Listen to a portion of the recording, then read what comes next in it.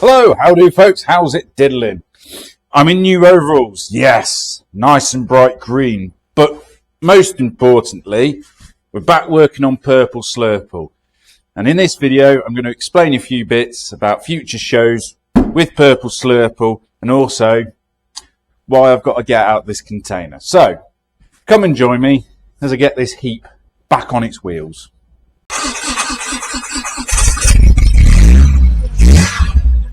How much rust? All of it. So today's plan, put the fuel tank in and then get the rear axle in and the springs and everything.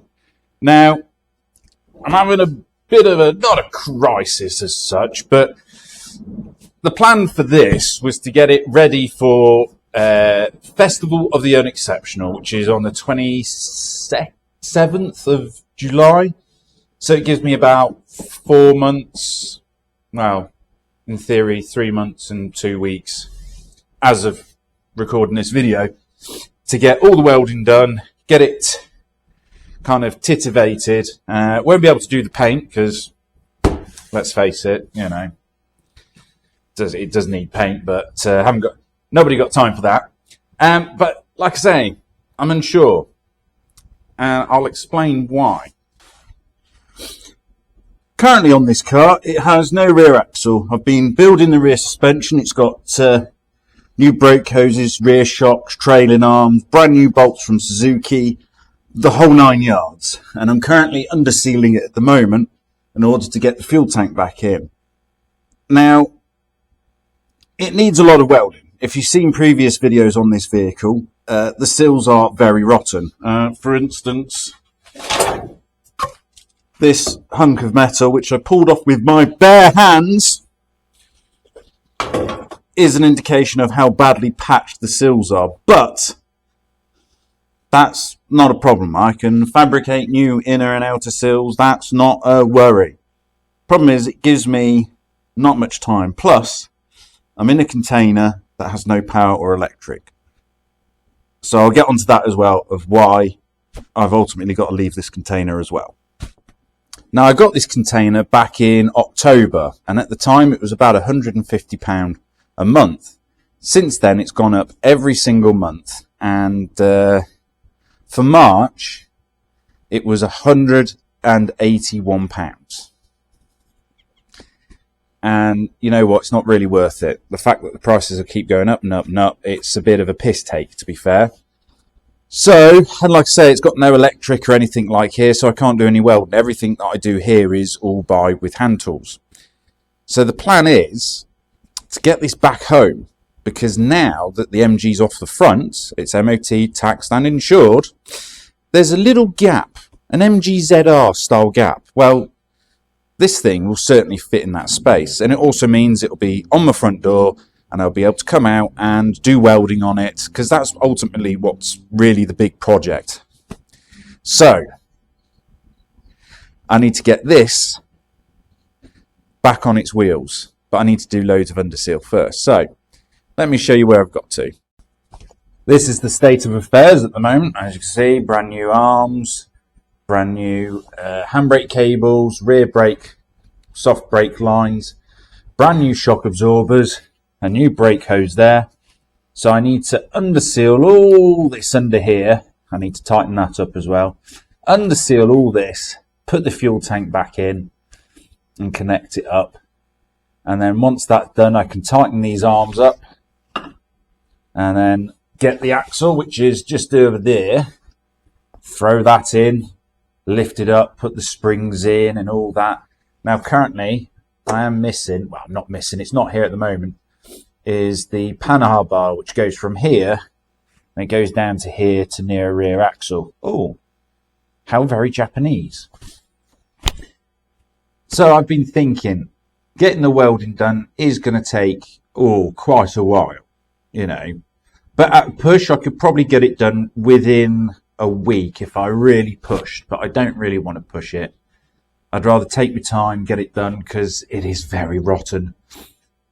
But the fact is that now the MG's on the road, I might end up taking that to the Festival of the Unexceptional. Now, I know It's a 2004, but it's a car that you rarely see, and the fact that it's a monogram, well, biomorphic green, makes it kind of even rarer. I know there was one at the NEC Practical Classics car show at the weekend that's literally just gone. But that one is in far better condition. Mine is very lacquer peeled and, yeah, a bit sorry state. But it's on the road driving. So I'm not sure, folks. What do you think? Should I rush to try and get Purple Slurple to Festival Exceptional, which is going to put me in financial strain and everything else? Or should I just say, bugger it, kind of do it for next year? Because ultimately, it gives me like a kind of over a year to be able to get this on the road, MOT'd for the first time since 2000 and I want to say 17 or something like that. And also be able to get it possibly resprayed so it looks very nice. Might even enter into the Concours d'Elegance. But yeah, that's another story. So let me crack on with spraying some bits and I'll show you the progress. I love undersealing. I don't. That's all done. So undersealed. Now I'm not going to bother doing where the tank is because it looks perfectly fine and the metal's great. So done components like that. You can see, and all this, it's all been painted.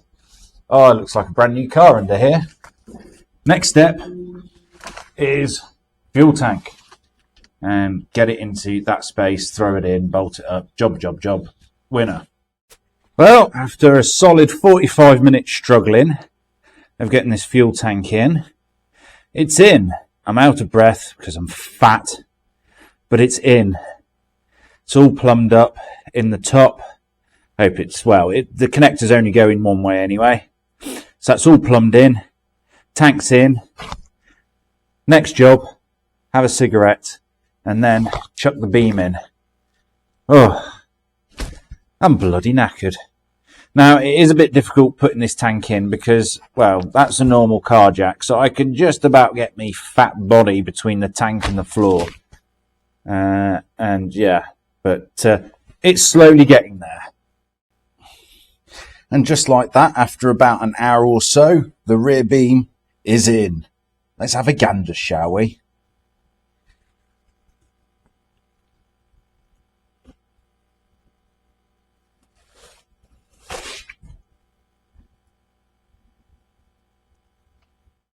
So it's all in, everything's tight, and yeah, now I can't quite put the wheels on and everything because I need the backing plates. Now, I have got the backing plates at home. Unfortunately, there is an issue with those, which we'll cut to in a bit. But essentially, where the sleeve for the handbrake shoe goes through the back of the backing plate, the old one's seized in solid. So it's like a metal collar and it goes into a bigger metal collar. And that's seized, and I've tried all sorts. So I'm going to phone Suzuki in Derby to see if they can get me just the brand new backing plates. If not, it'll be a case of trying to heat them up and die grind them and knock them out. It depends how much. If they can get hold of them, great. If they're really expensive, then I won't bother. I'll just persevere and fix the old ones. But rear beam is now in, but I have found a couple of issues. Here's these lovely 30mm lowering springs. Nice. Still need to put the panhard bar in, which is at home. I'll clean that up and get that thrown in. Essentially, that stops this axle from going back and forth. Now, I've had an issue with the brake lines. That brake line over there fits perfect, mint. This one, however, comes out of here. It's a bit too short. Plus, see these grooves here? They go into the corresponding piece here, but they're at the wrong angle. They need to be sideways, like that, which twists the hose. Now, I could get it in and turn it and everything like that, but there'll be a bit of stretch on this hose, and that's not really what it's about. So I'm going to have to figure that one out, and again, find out from Suzuki if I can get just one brake hose. Right, so here's a backing plate. Now this one's already still got the old shoes on it and everything. Now I did phone Suzuki. They want, they can get me these backing plates, but I'm looking at, I think it was £87 plus something with the VAT on top as well. And between 14 and 21 days, got to come from Latvia. And I'm like, no, you're right, thanks. So I've already had to go at one with great success. And I'm going to show you how you can get anything stuck out. Anything that's stuck and seized in a hole that is not meant to be there. So first thing I need to do is get rid of this great big cable. Now I've got this battery powered cutter, so I just need to cut this off as probably close as possible. And then we'll go from there.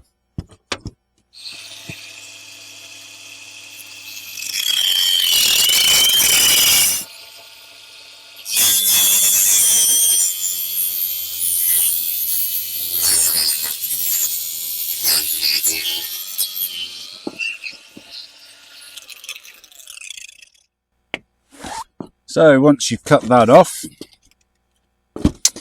you need to then expose this little rubber boot, or you can or you cannot. You can also whip the end of that out. So you're kind of left with all this majukes. Now there is these little clips that fit into slots. It kind of stops it from going back and forth, but of course they're rotten and broken out.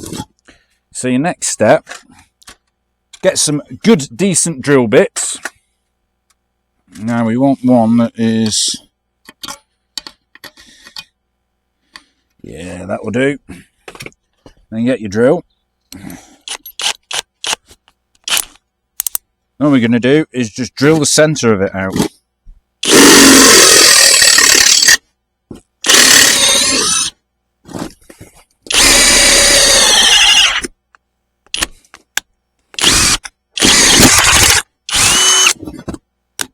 Oh, and it's just broke the end of my drill bit off.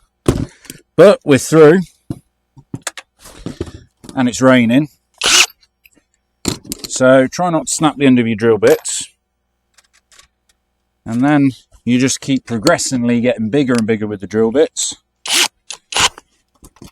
So that's where we're at so far. Just keep drilling it until it falls out.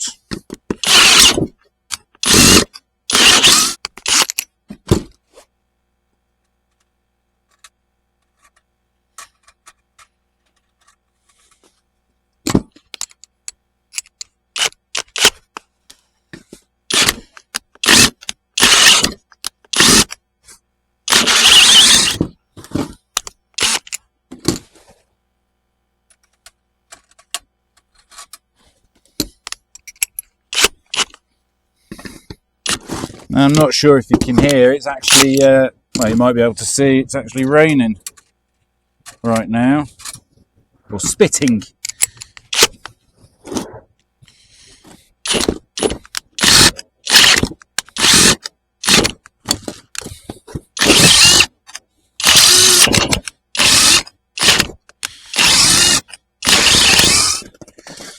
Now, keep going.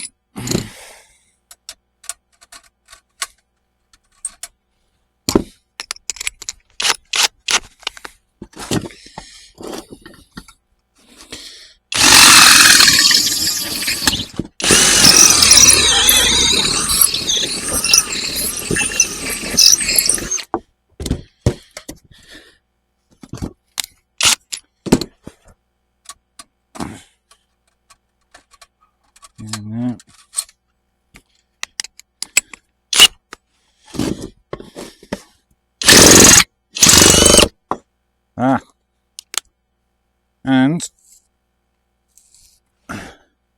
there we go, folks. Let's have the butchers. Yeah, slight bit of wear there, but slightly ovaled. But it will do. And that has saved me quite a bit of money.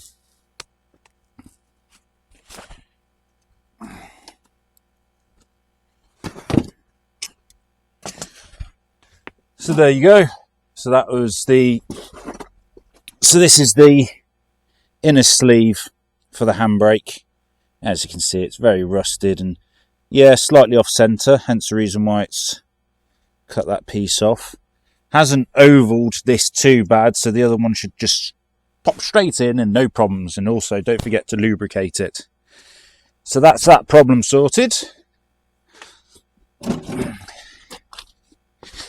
And just for the sake of, what, 10-15 minutes per side, that's sorted. And it's also saved me, about 160 plus quid in new plates. These are a bit crusty, but they will clean up. So there we go. Next job will be to give them a wire wheel and make them all look fancy and clean. Now, I've had a bit of an issue with that brake hose that I showed you. After phoning a couple of motor factors, they all came back with exactly the same hose. So I had a look online, see if I can find a longer one with the ends turned like opposite to each other. Still no luck, but luckily there is a company nearby where I live, and they make custom hoses, brake hoses, hydraulic hoses. So I'm going to give them a call tomorrow and see if they can sort me out a hose that's literally 10 mil longer and with one of the ends turned 15 degrees. Yeah, that's all right, that is. But we're almost there. So we've got one issue. These are sorted, just the brake hose to sort out. And I can put these on, put the shoes on, brand new fitting kit, wheel cylinders, the whole shaboodle. Then we can get the drums back on, adjust the handbrake to make sure that it works perfectly and fine. And then that's the back end kind of done mechanically. Of course, I've got to bleed the brakes, but I've got to change the front brake hoses out anyway. So that will be in a separate video. So if you like this video, give it a thumbs up or a thumbs down, entirely up to you. Like, share, comment, subscribe, all that jazz, folks. And until the next video, have a good one, and remember, tidy bar. It's currently raining and I'm getting soaked.